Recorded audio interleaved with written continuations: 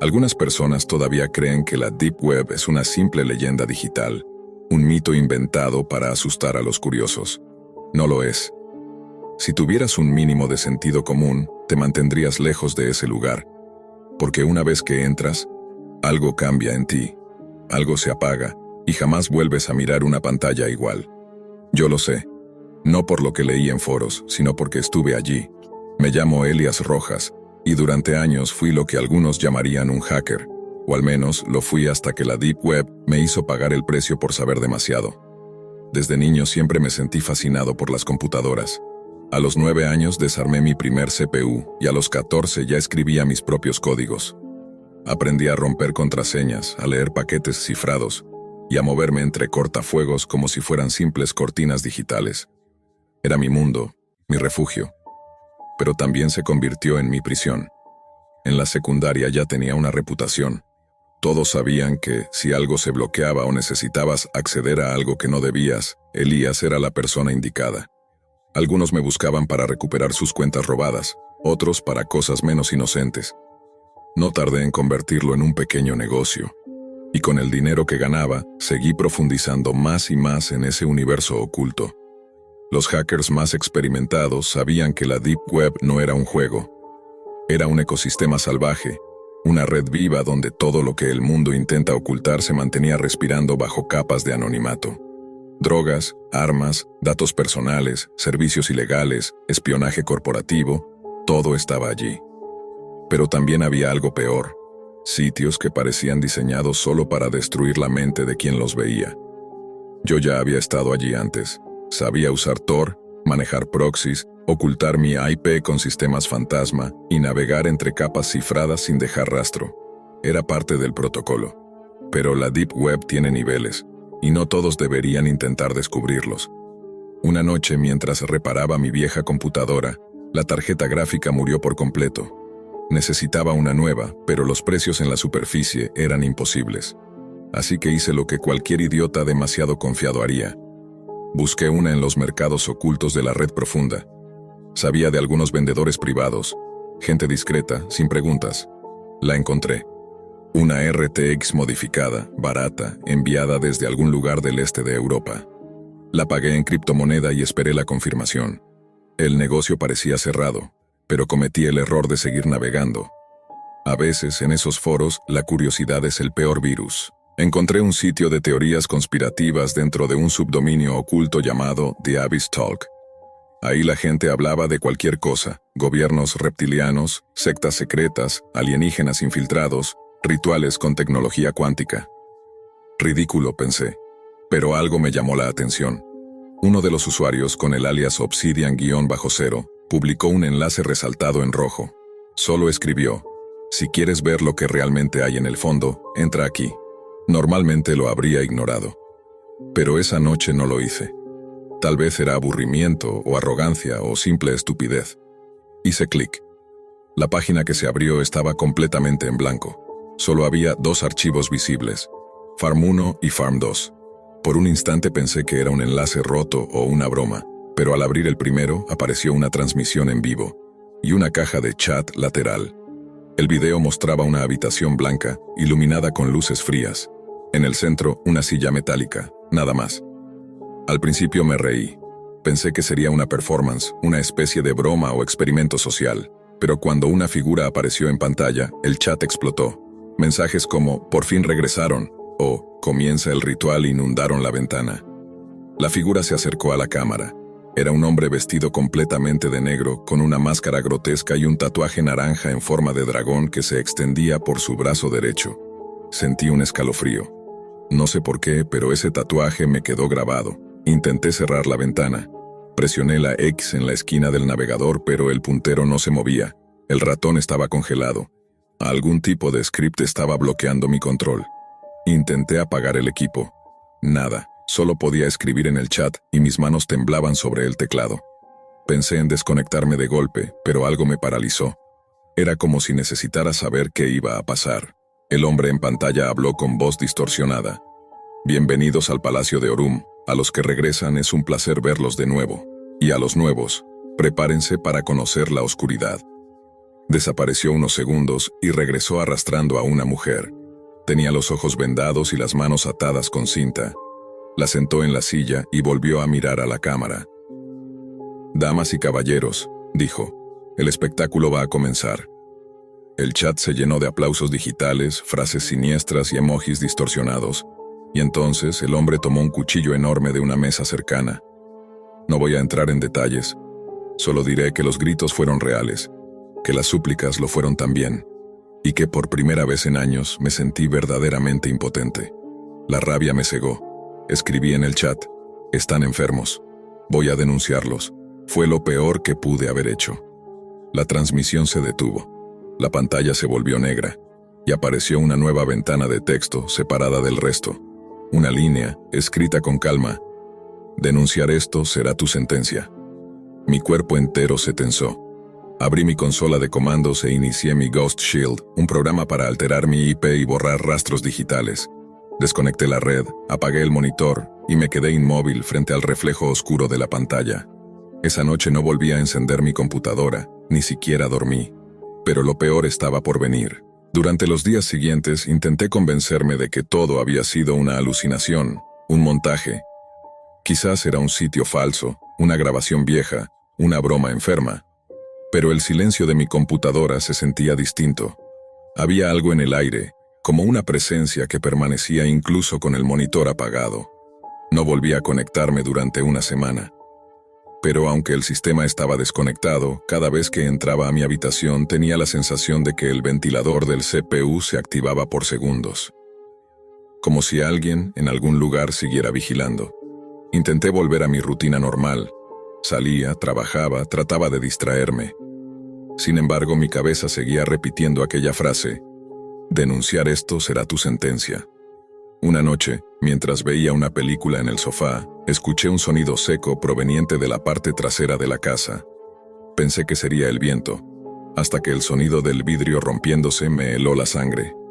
El cristal de la puerta corrediza se desmoronó en 1000 pedazos, y antes de poder reaccionar, 4 hombres vestidos de negro irrumpieron en mi sala. No llevaban armas visibles, pero sí algo más inquietante: rollos de cinta adhesiva, cuerdas y bolsas oscuras. Me levanté de un salto. Intenté correr hacia la entrada, pero uno de ellos me sujetó por el cuello y me empujó contra el suelo. Grité. Luché con todas mis fuerzas, pero mis golpes no eran nada comparados con la precisión y la calma de aquellos hombres. En medio del forcejeo lo vi. El tatuaje. El mismo dragón naranja brillando bajo la luz del televisor encendido. En ese instante lo entendí todo. No era un simple video, era una transmisión en tiempo real. Ellos sabían quién era yo, habían visto mi rostro reflejado en la pantalla, mi reacción, mis palabras, y ahora estaban allí para silenciarme. Intenté gritar, pero uno de ellos me cubrió la boca. La cinta adhesiva se pegó a mi piel mientras mis pulmones buscaban aire. Mi mente corría en círculos buscando una salida lógica. No había manera de escapar, hasta que vi un pequeño resquicio. Uno de ellos se acercó para ajustar las sogas de mis brazos. Aproveché el momento y lancé una patada a la rodilla del hombre detrás de mí. El dolor lo hizo perder el equilibrio, y su jeta cayó sobre otro. En ese segundo, sin pensarlo, me levanté y corrí. El pasillo parecía interminable. Sentía mis pies descalzos golpeando el suelo, el aire frío entrando a mis pulmones y los pasos detrás de mí acercándose. Apenas logré abrir la puerta principal y salir a la calle. Corrí sin mirar atrás, directo hacia la casa de mi amigo Marcos Ledesma, que vivía a unas pocas cuadras. Golpeé la puerta con desesperación. Cuando abrió, me derrumbé en el suelo sin poder pronunciar palabra. Solo repetía una frase: «Vinieron por mí.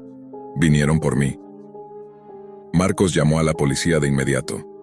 Cuando llegaron, los hombres ya no estaban. Solo encontraron la puerta rota, las marcas de pisadas y trozos de cinta pegados en el suelo. Nada más. El caso se registró como un intento de robo. Eso dijeron los agentes al menos, pero yo sabía que no era eso. Era un mensaje, un recordatorio de que había cruzado una línea que nunca debí tocar.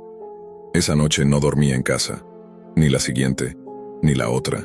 Cada sonido, cada sombra, cada vehículo detenido frente a la calle me parecía una amenaza.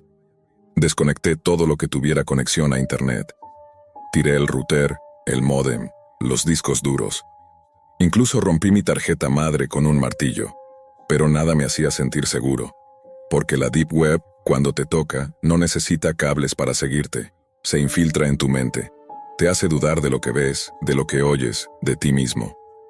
Con el tiempo, comencé a notar pequeñas coincidencias, cuentas nuevas que me seguían en redes que creía haber cerrado, mensajes anónimos en mis correos, unos con simples frases, ¿disfrutaste el espectáculo? Otros con coordenadas, direcciones, incluso fotografías borrosas de mi calle.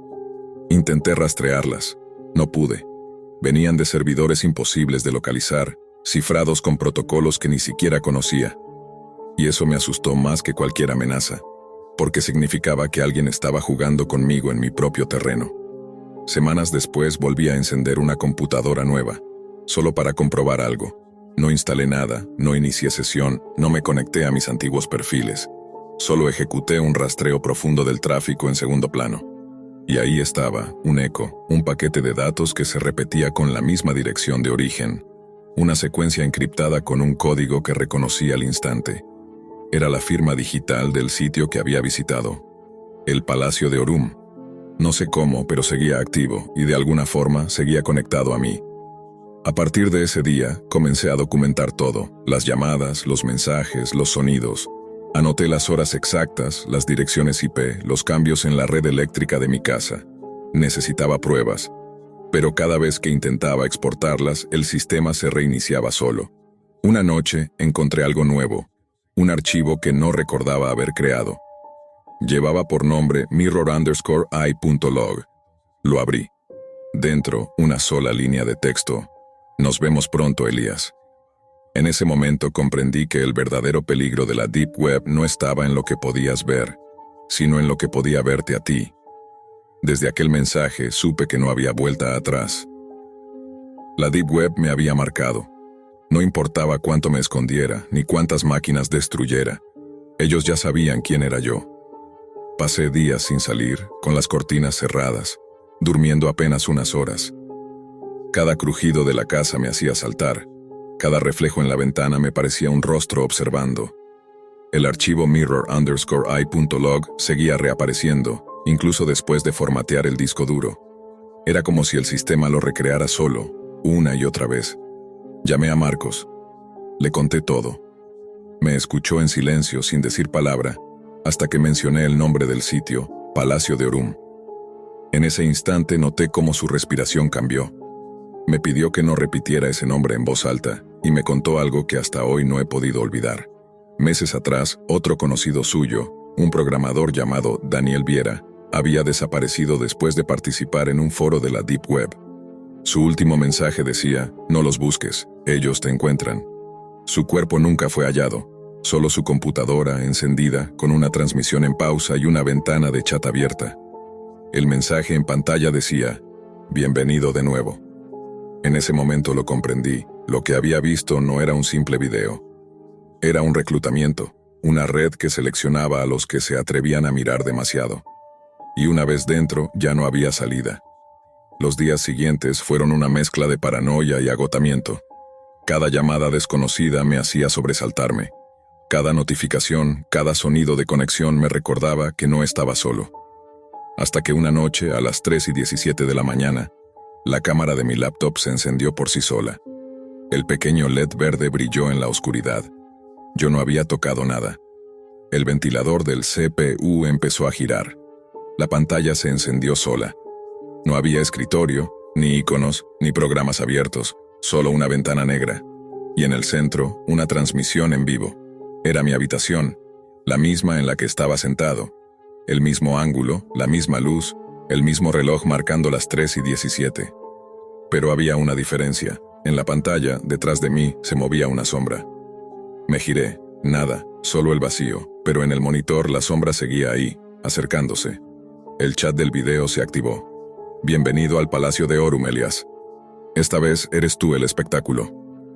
Intenté apagar la computadora, pero todo se congeló. Ni el teclado, ni el ratón, ni siquiera el interruptor respondían. Solo pude ver cómo el reflejo de mi propia cara comenzaba a distorsionarse, píxel a píxel, hasta convertirse en la misma máscara negra que había visto aquella primera noche.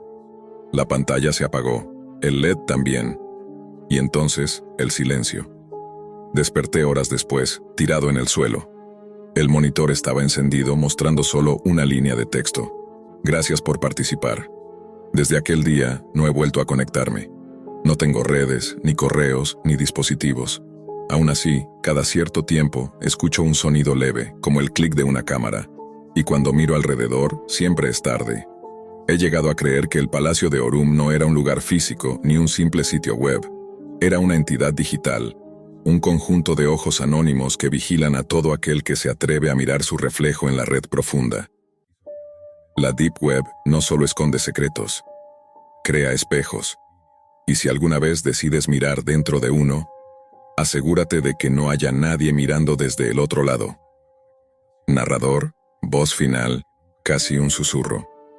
Porque en el fondo de la red, entre los códigos muertos y las señales sin dueño, hay una cámara que nunca se apaga. A veces me pregunto si todo comenzó el día que decidí no hacer preguntas. Tal vez solo fui un cobarde, o tal vez en el fondo ya intuía que la verdad sería imposible de soportar. Cuando desapareció, todo cambió. Cada mañana esperaba una actualización, un indicio, cualquier cosa. Llamaba a la comisaría de condado Northfield para saber si había alguna novedad. Los reportes eran cada vez más fríos, más distantes, y con el tiempo se convirtieron en una rutina dolorosa.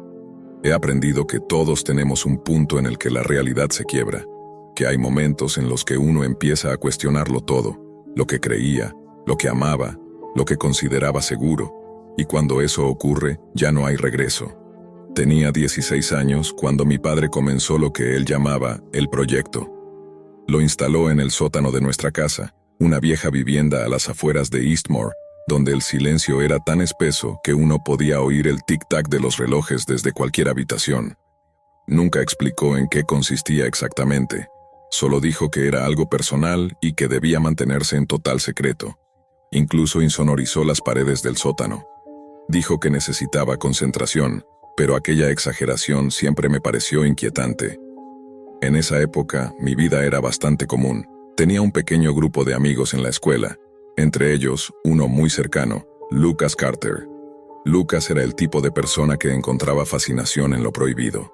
Le gustaban las historias perturbadoras, los foros ocultos y los temas que los adultos preferían evitar. Yo solía desconectarme cada vez que empezaba a hablar de esas cosas.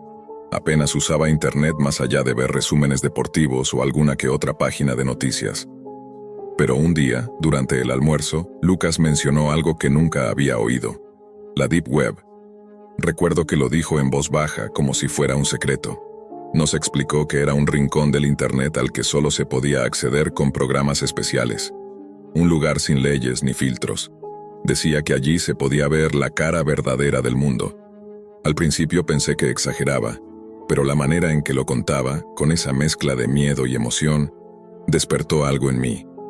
Acepté su invitación para verlo con mis propios ojos. Llegó el sábado. Nos reunimos en su casa junto a otros 2 compañeros. Lucas encendió su computadora portátil, conectó un programa que él mismo había descargado y en cuestión de minutos estábamos navegando por la Deep Web. El ambiente en la habitación cambió de inmediato. No era como visitar una página normal. Cada clic parecía abrir una puerta hacia algo que no debía ser visto.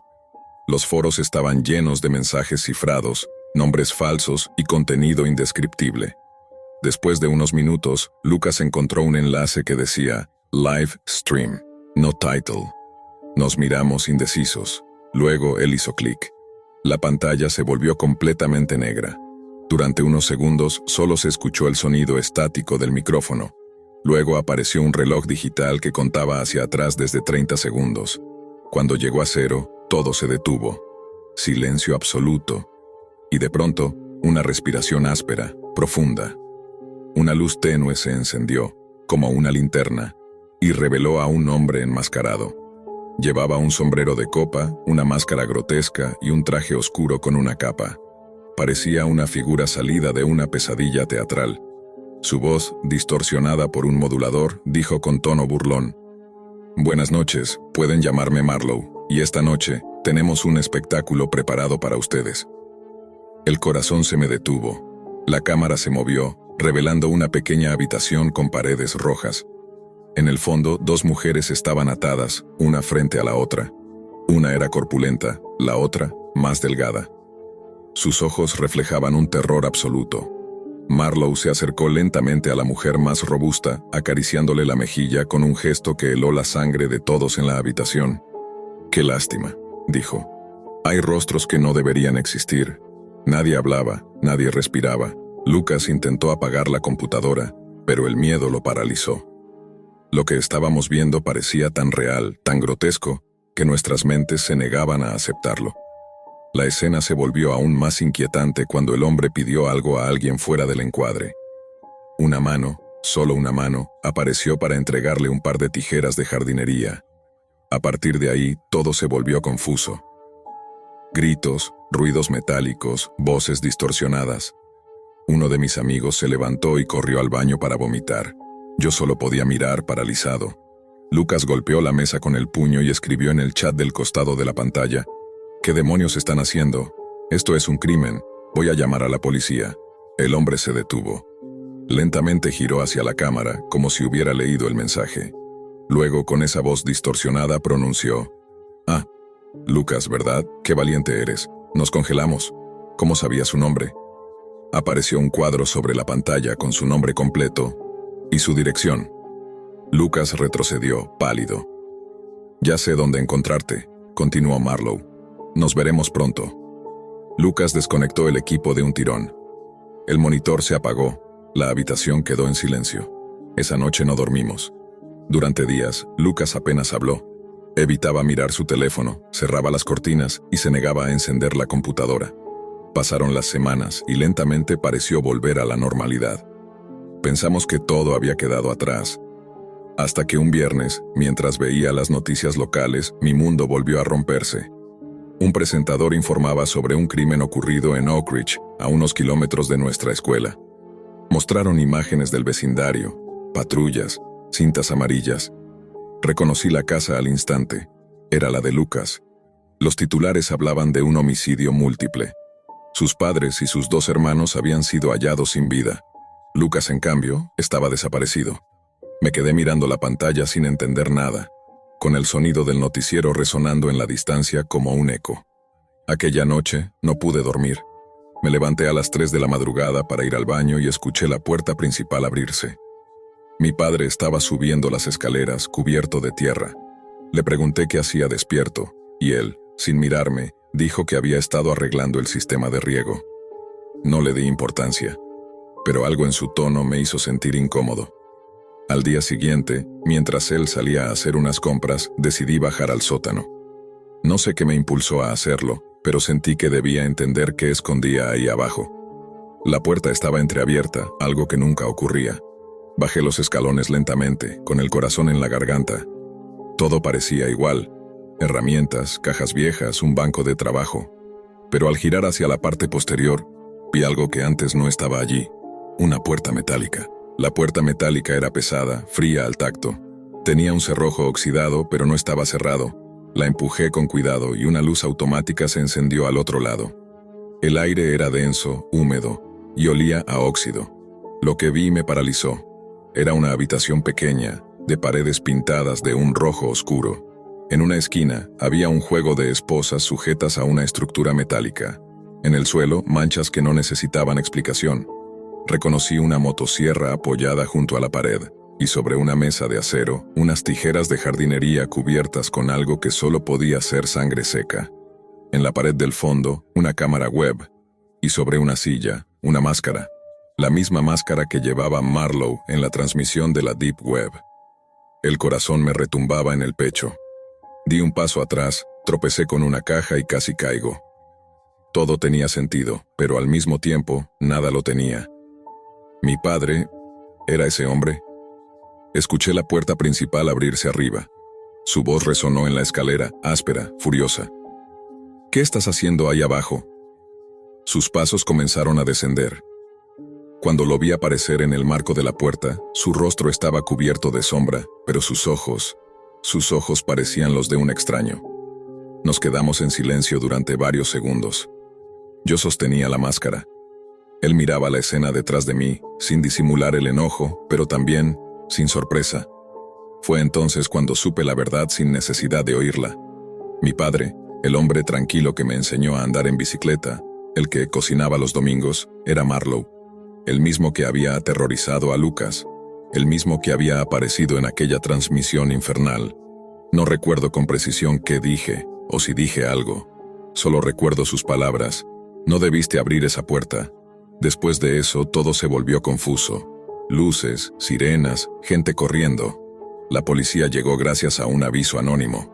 Nunca supe quién lo hizo, pero me gusta pensar que fue algún vecino que escuchó los gritos. El arresto de mi padre sacudió a toda la ciudad. En los informes, los detectives descubrieron que el sótano estaba completamente insonorizado. Había sido diseñado para ocultar cualquier sonido, gritos, golpes, motores, y en el patio trasero encontraron algo peor. Bajo la tierra, en un área que él había descrito como su jardín de pruebas, estaban enterrados varios cuerpos. Entre ellos, los restos de Lucas Carter y de dos mujeres que coincidían con las de la transmisión de la Deep Web. Durante los interrogatorios mi padre confesó. Dijo que había usado el nombre Marlowe en honor a otro hombre, Elias Marlowe, un asesino que había conocido en los años 90 a través de foros clandestinos. Dijo que su proyecto era continuar el legado, que lo hacía por arte, por justicia o por simple necesidad. Nunca sabré cuál de todas esas excusas era cierta. Han pasado 5 años desde entonces.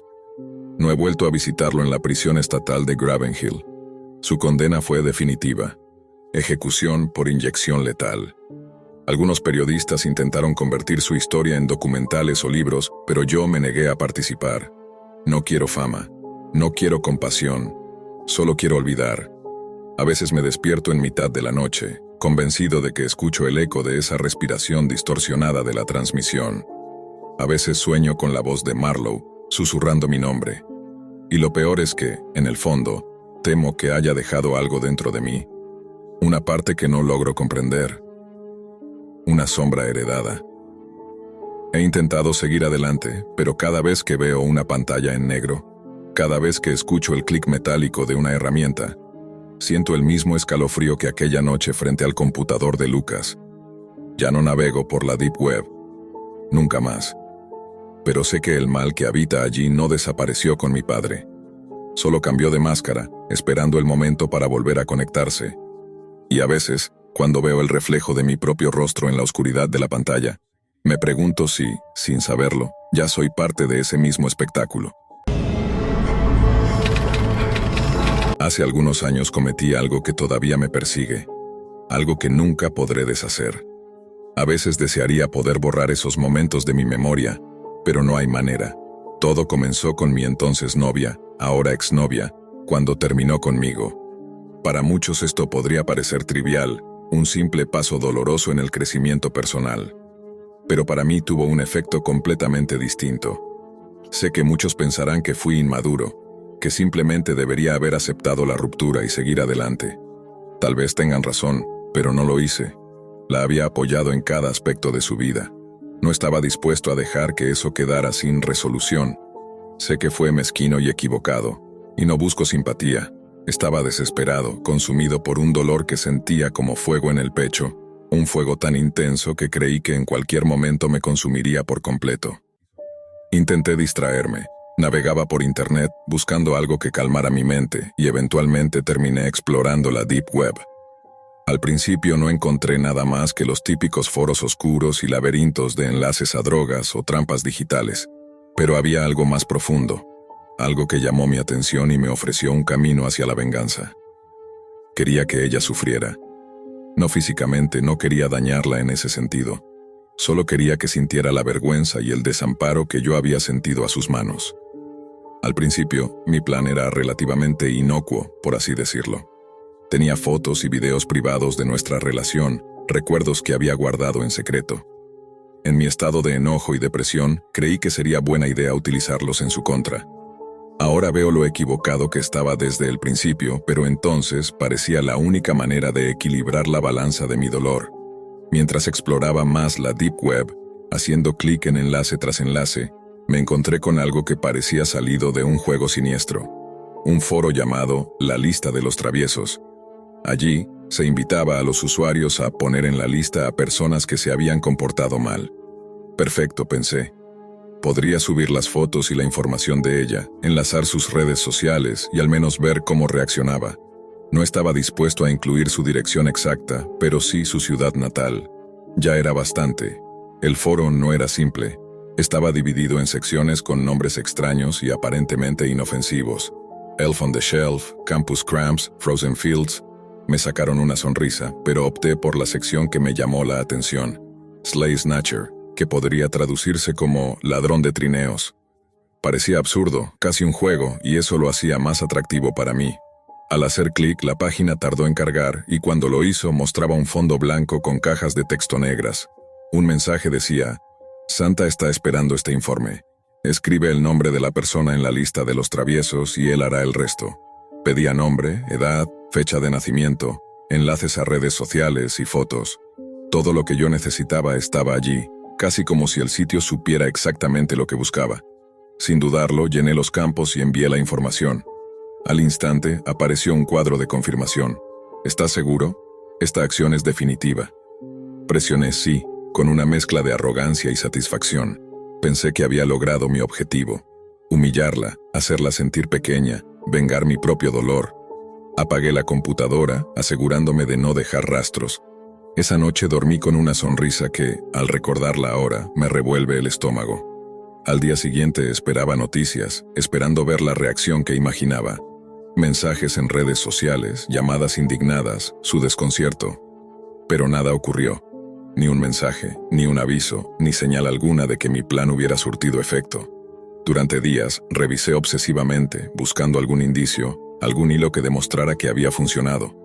Pero la realidad de la Deep Web es que nada es lineal ni verificable. Los sitios desaparecen, se reorganizan, se pierden en la red como fantasmas digitales. Con el tiempo, la emoción inicial se disipó y fue reemplazada por una sensación de vacío y frustración. Todo lo que había hecho parecía inútil. Aún así, mi mente no podía soltarlo. Sentía que, de alguna manera, había iniciado algo que no podría controlar. Unos días después, un golpe fuerte en la puerta me sacó de mi rutina. Vivo solo, y no recibo visitas. Abrí para encontrar a 2 oficiales de policía con expresiones serias y decididas. Mi corazón se aceleró. No podía evitar pensar que todo había terminado, que iba a prisión, que nadie podría entender cómo había llegado hasta ese punto. Los oficiales pidieron entrar y accedí. Uno de ellos me preguntó directamente: ¿cuándo fue la última vez que viste a Lia? Me quedé sin palabras. Por un instante mi sorpresa debió reflejar culpabilidad. Intenté recomponerme y responder con calma. Hace unas 2 semanas desde que rompimos. Me pidieron detalles de dónde había estado, y aunque dije la verdad sobre mis rutinas y compañeros de trabajo, no podía contarles nada sobre la Deep Web. No podía admitir la verdad, porque eso sería admitir mi responsabilidad indirecta sobre lo que estaba ocurriendo. Me contaron que Lia había sido reportada como desaparecida. Su madre la había visto salir de casa para hacer compras, y nunca regresó. Al principio parecía una confusión, un error, pero el peso en mi pecho me decía que no lo era. La idea de que mi decisión en aquel oscuro rincón de la Deep Web hubiera podido desencadenar algo real era aterradora.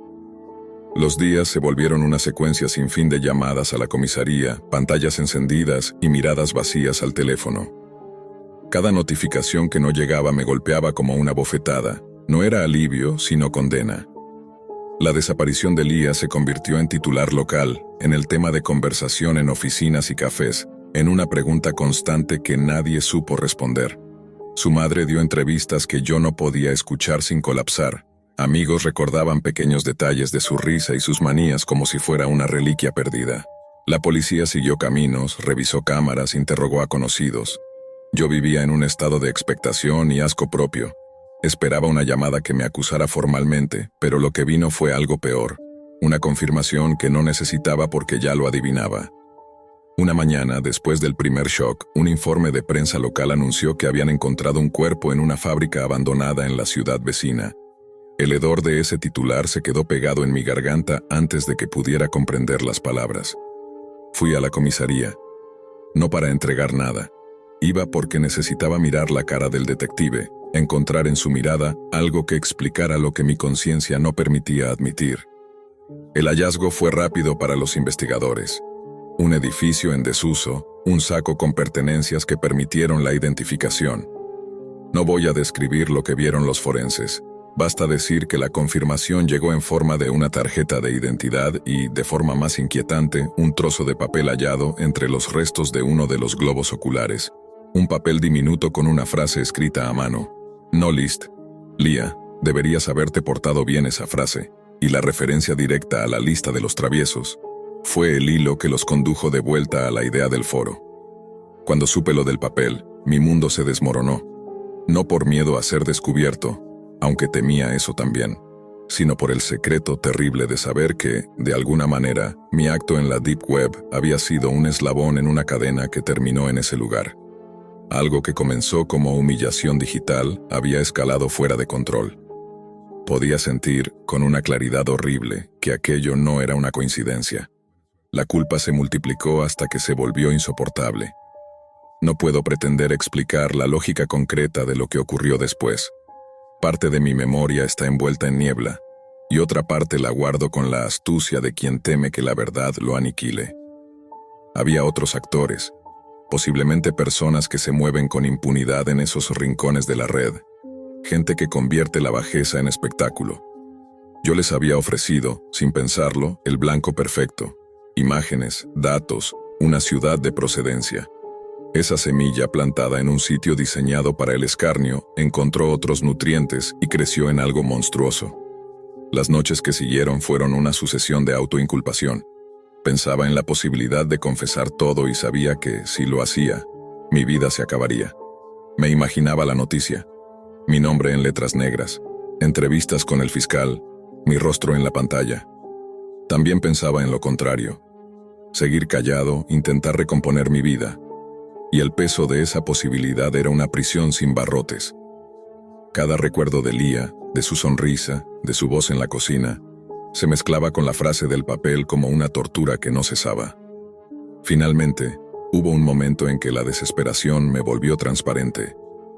No fue un acto heroico, fue la rendición de alguien que no soportaba más el ruido de su propio remordimiento. Fui a la comisaría. No busqué un abogado para coordinar la entrega, no intenté maquillar mi presencia, crucé el umbral y pedí hablar con el detective a cargo del caso de Lia. Mi voz temblaba, las manos me sudaban, la verdad estaba lista para salir y a la vez temía que al hacerlo nada cambiara. Les conté lo que debía contar. Hablé de la ruptura, de mis fotos, de cómo, en un estado de ira y estupidez, me había metido en la Deep Web buscando consuelo y venganza. Les di, con detalles, el formulario que había completado en la lista de los traviesos. Expliqué que había subido imágenes y que había añadido la ciudad natal de Lia. No había confesado un crimen físico, repetí una y otra vez. No la toqué, no la lastimé. Pero dije todo lo demás. Les entregué pantallazos, direcciones IP antiguas que había tomado. Datos que no probaron causalidad, pero sí mi participación digital. Y respondí a las preguntas con la vergüenza de quien, por fin, se enfrenta a su propia culpa. La policía me interrogó a fondo. No tardaron en informarme que había personas en esa web que operaban con métodos más allá de lo que pude prever.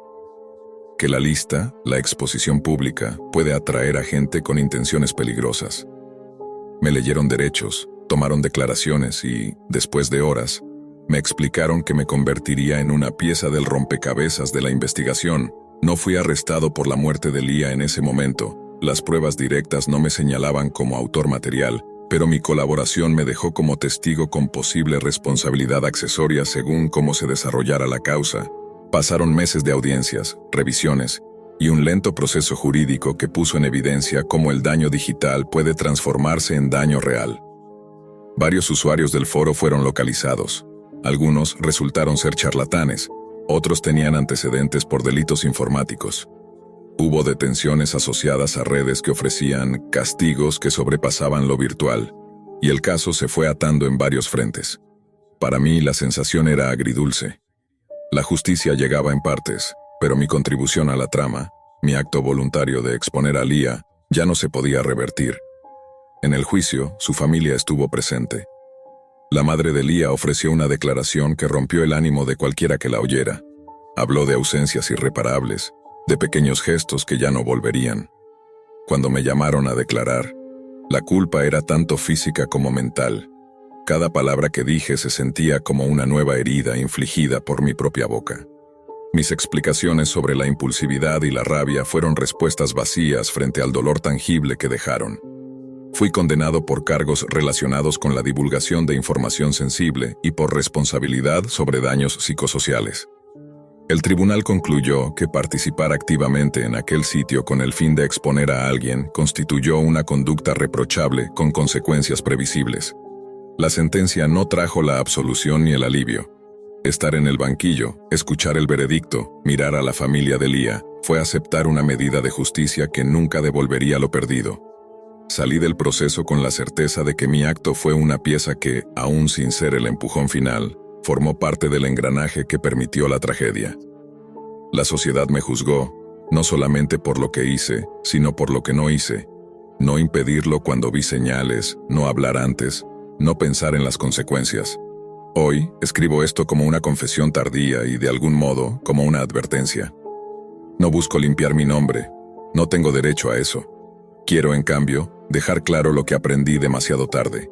La Deep Web no es solo un término abstracto. En sus recodos se mueven personas que transforman la humillación en algo peor. Lo que para mí fue, al principio, un gesto mezquino, terminó por activar fuerzas que no comprendía.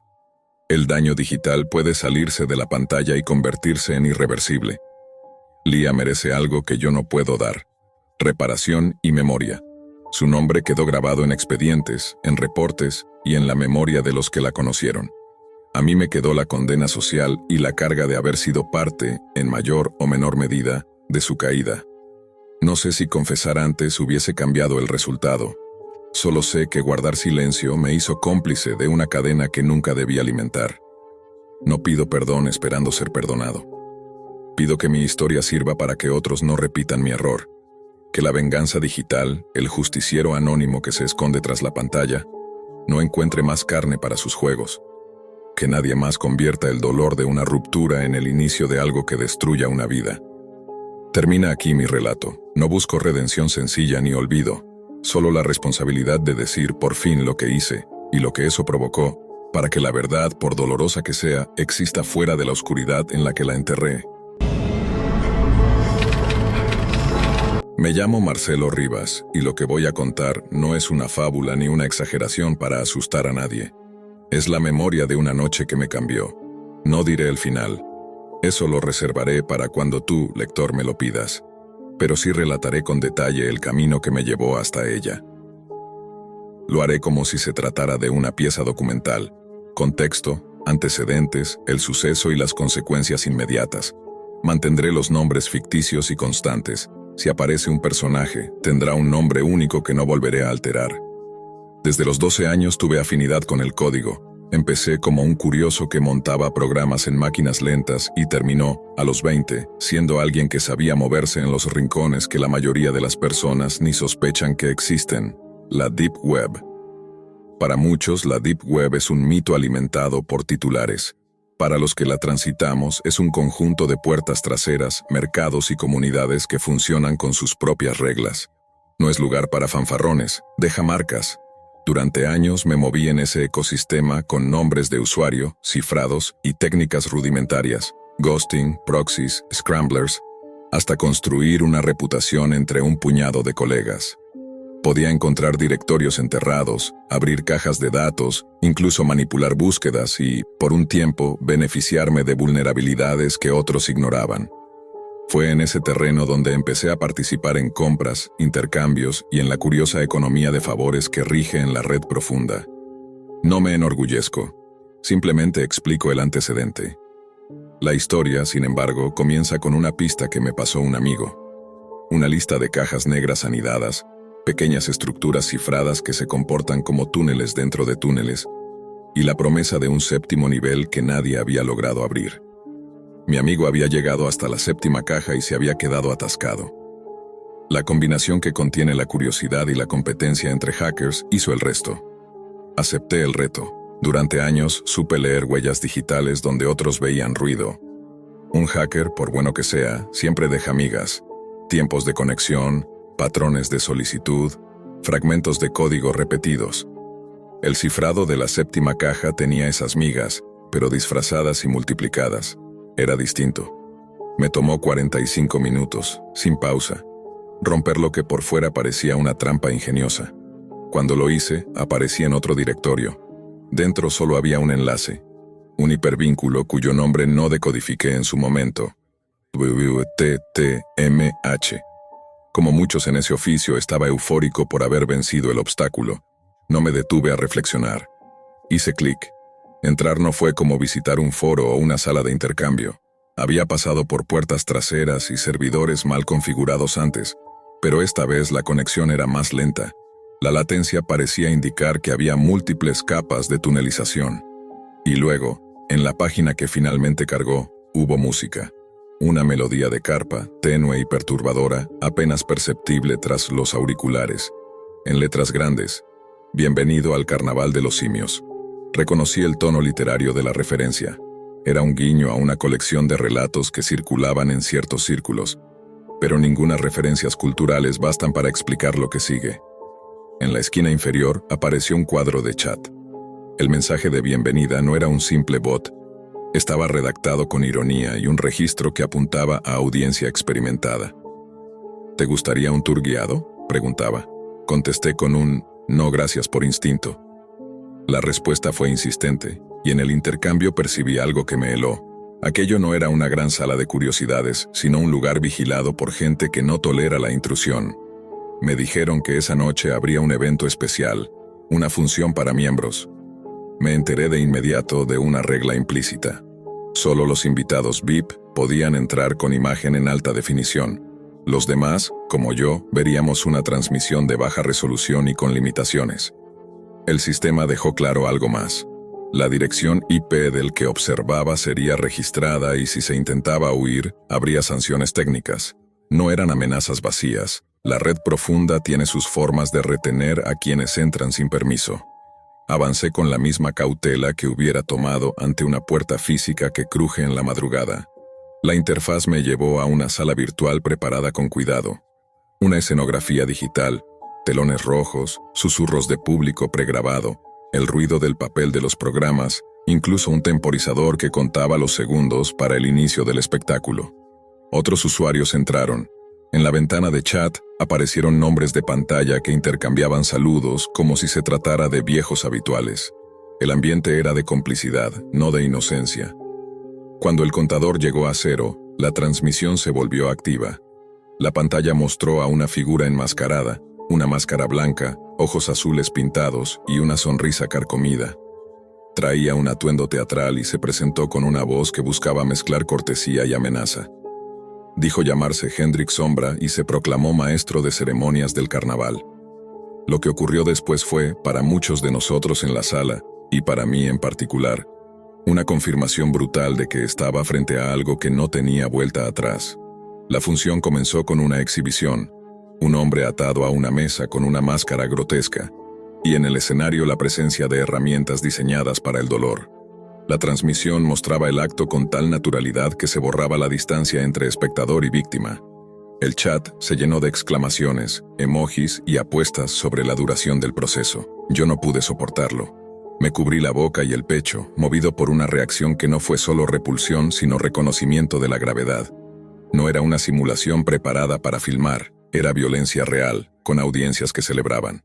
No describiré los detalles explícitos de lo que vi, no por cobardía, sino por la responsabilidad de no convertir la narración en un manual de humillación. Baste decir que la escena mostró sufrimiento físico real, una deliberada presentación de dolor como entretenimiento. Entre el público virtual algunos celebraron, otros aplaudieron con comentarios frívolos. Nadie, prácticamente nadie, mostró empatía. En la Deep Web había entendido, circulaba de todo, mercados, foros, códigos, pero la idea de que alguien organizara una función nocturna en la que se decidía el destino de personas reales reveló un abismo social que superó todo lo que había imaginado. Tras la primera parte del espectáculo, el flujo volvió a la pantalla de chat. Un nombre de usuario, Trix, o algo similar, apareció como ganadora de una votación previa. La comunidad había elegido el instrumento de la condena. La persona escribió con frialdad instrucciones sobre cómo quería que procediera la secuencia. El efecto en la sala fue una mezcla de regocijo y consenso anónimo. Para mí fue la culminación de una certeza.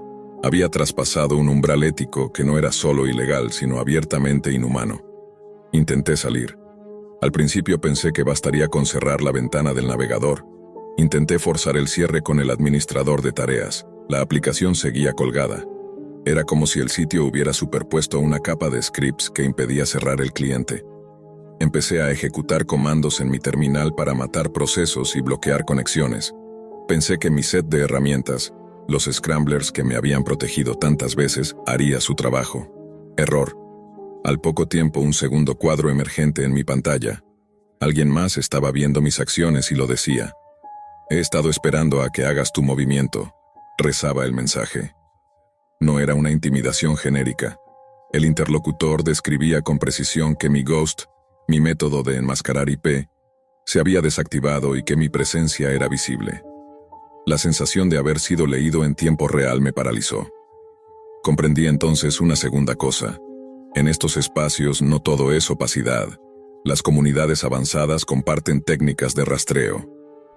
Había otro operador, un hacker con intenciones maliciosas, apuntando sus recursos hacia mi ubicación. Mis protocolos de evasión, que me habían salvado muchas veces, solo servían de máscara temporal. Me di cuenta de que si alguien con poder en ese sistema resolvía enlazar mi IP real, las consecuencias podrían ir mucho más allá de una amenaza virtual. Me expondrían, me localizarían, podrían tomar represalias.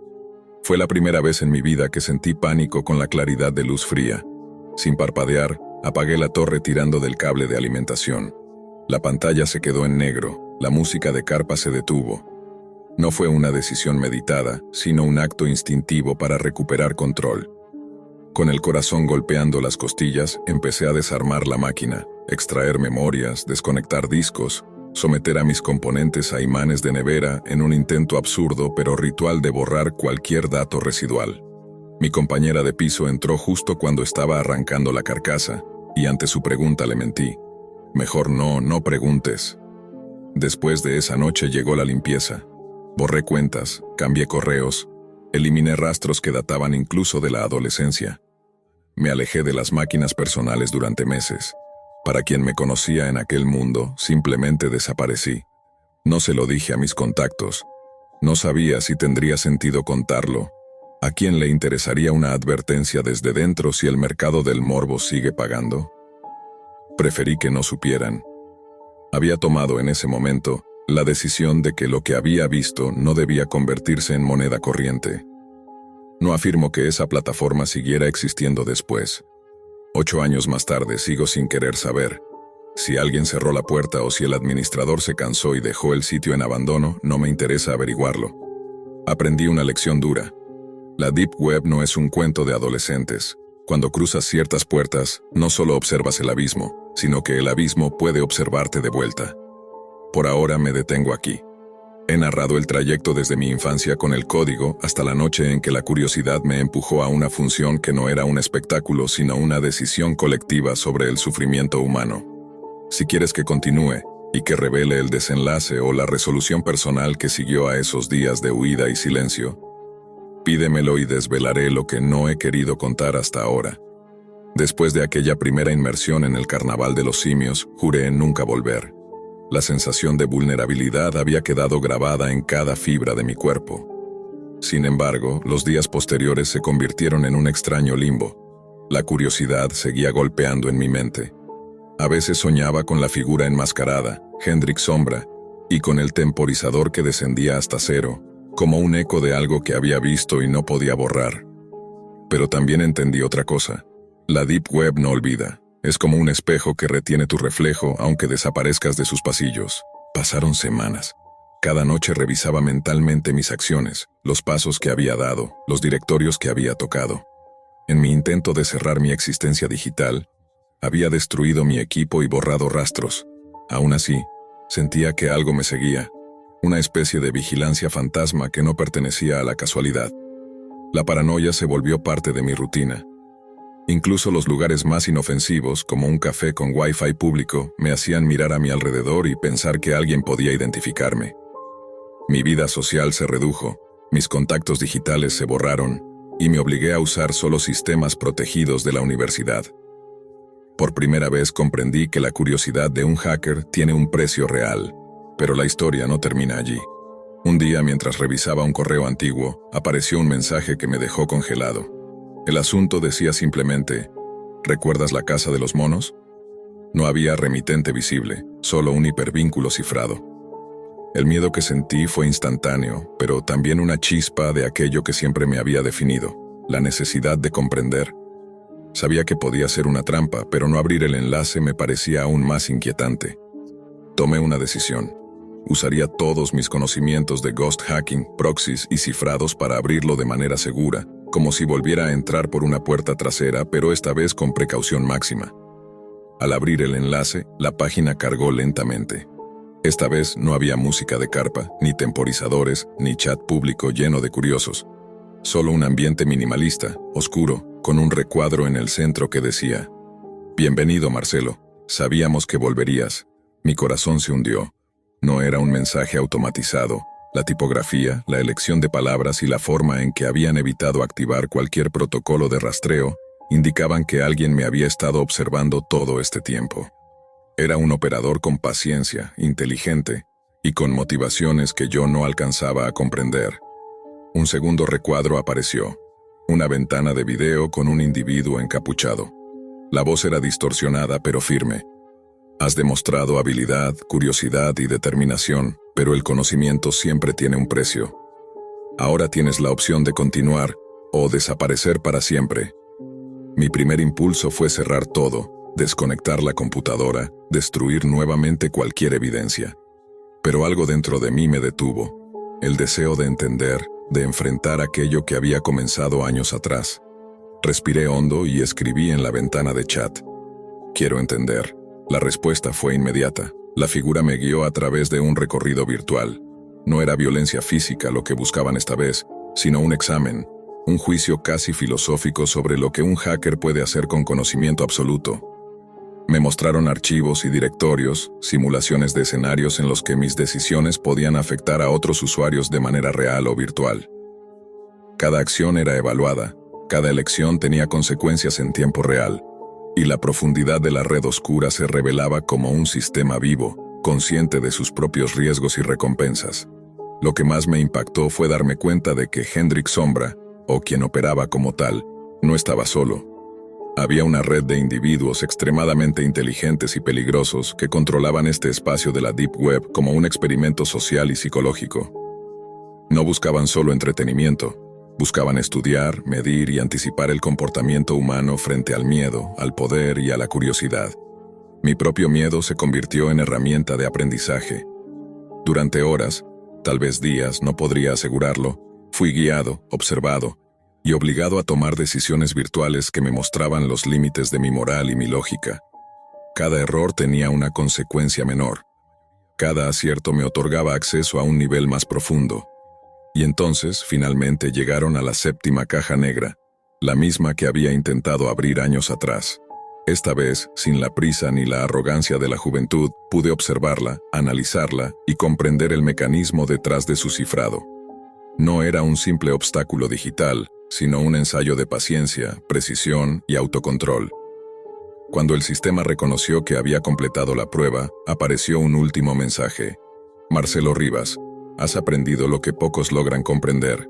La curiosidad sin límites puede destruirte, pero el conocimiento controlado te hace libre. La Deep Web es vasta y peligrosa, pero también contiene enseñanzas. Usa este conocimiento con cuidado y nunca pierdas la brújula moral». En ese instante, la pantalla se volvió negra. La música de carpa, los temporizadores, los chats y las amenazas desaparecieron como si nunca hubieran existido. Todo lo que quedaba era la certeza de que había sobrevivido a la prueba más extrema de mi vida. No hubo celebraciones, no hubo recompensas tangibles. Solo el silencio y la comprensión de que la Deep Web, ese vasto y oscuro territorio digital, podía enseñarte tanto como destruirte, dependiendo de cómo eligieras moverte dentro de ella. Desde ese día cerré por completo ese capítulo.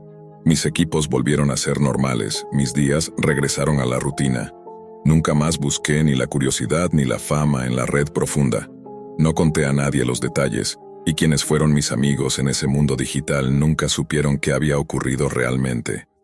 Solo yo recuerdo y solo yo comprendí.